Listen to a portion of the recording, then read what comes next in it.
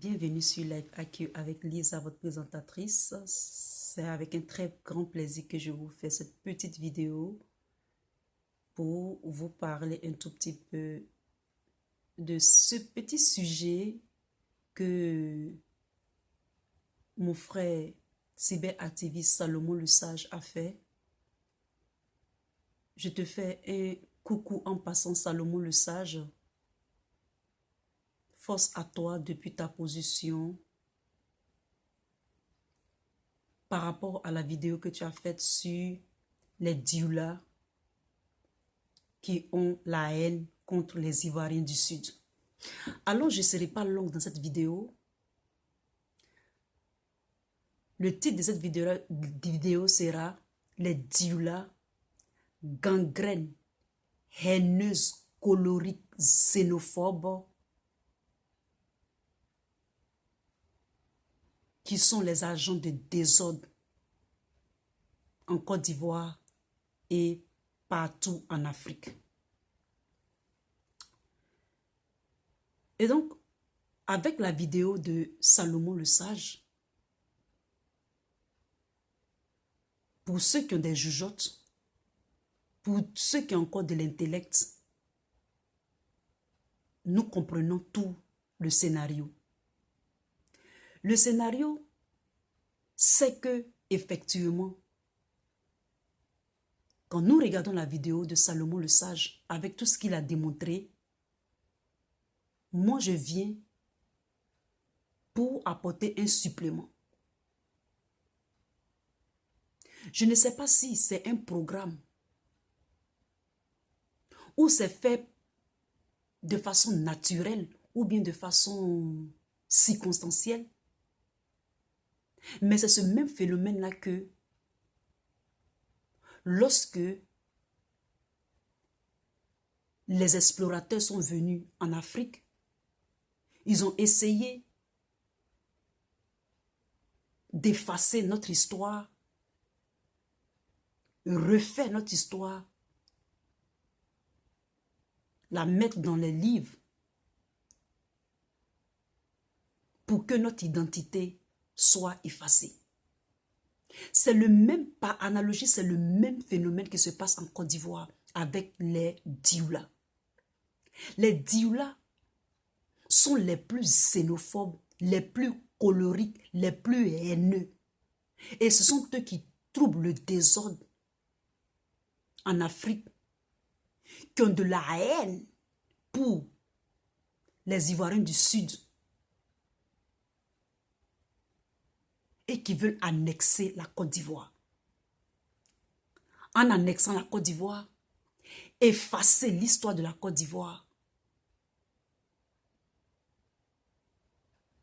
proliférer peut-être leur religion et puis leurs croyances. Et au fur et à mesure, faire de la Côte d'Ivoire un état de Dioula. C'est ce qu'ils veulent faire. Et ça, on appelle ça l'annexion. C'est annexer le pays. Vous allez voir que ces Dioula-là, ils se mettent un peu du côté de nos frères qui leur ressemblent. Et la gangrène pousse, la gangrène se prolifère et essaye de changer le climat politique, le climat social, économique de la Côte d'Ivoire. Parce que lorsque vous regardez bien, c'est ceux-là qui sont le problème de la Côte d'Ivoire. Ces gens d'immigrés-là, je ne sais pas s'ils sont instrumentalisés. Je ne sais pas s'ils sont programmés ou bien il y a quelque chose qui se passe dans le secret. Mais c'est les plus haineux, les plus xénophobes, les plus sectaires, les plus mauvais. C'est la vérité. Et quand je parle des Dioula, je ne parle pas de nos frères nordistes. Je ne parle pas de nos frères Koyaka, Tabanan. Non, je ne parle pas Maoka, je ne parle pas de ceux-là.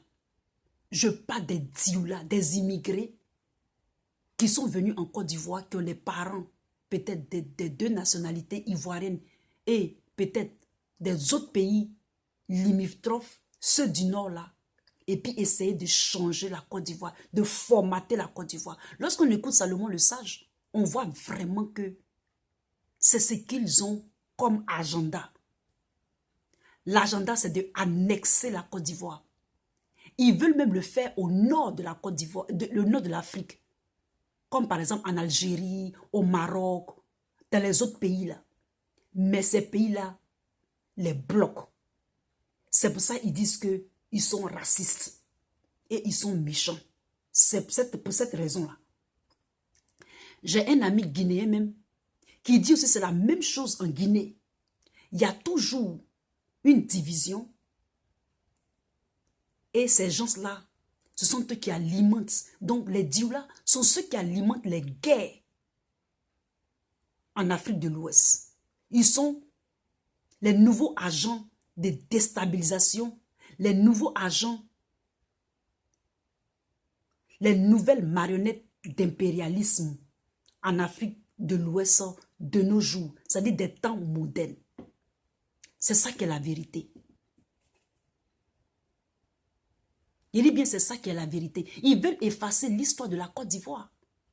Vous ne voyez pas comme ils essaient de tronquer l'histoire qui est si récente. Vous ne voyez pas comment ils essaient de dire que non, que les morts, ce n'est pas grave. C'est une manière de tronquer l'histoire. Parce qu'il y a l'estime de soi et puis l'estime de groupe. L'estime interpersonnelle. Tu peux avoir une grande estime de soi et puis l'estime du groupe peut être faible. C'est pourquoi nous les Noirs, nous les gens de l'Afrique de l'Ouest, on se bat tant. Et lorsqu'on parle du groupe, on parle du groupe Dioula. Qui parle à Dioula Bougou pour faire ce qu'il veut? Quand vous allez voir, ils évoluent toujours en sectarisme. Ils évoluent toujours en sectarisme. C'est ça qui est la réalité. On va écouter un tout petit peu Salomon le Sage pour sa vidéo d'éclairage sur les Dioula. Vous trouvez que c'est normal? Ça, ce n'est pas de l'illégalité. Vous qui avez dénoncé ça hier. Alors, chers amis, je vais terminer là pour conclure que clairement, au regard de cette analyse, au regard du passé, au regard de tout ce que je viens de dire, il est clair que ce sont les Dioula qui ont la haine pour les Ivoiriens du Sud.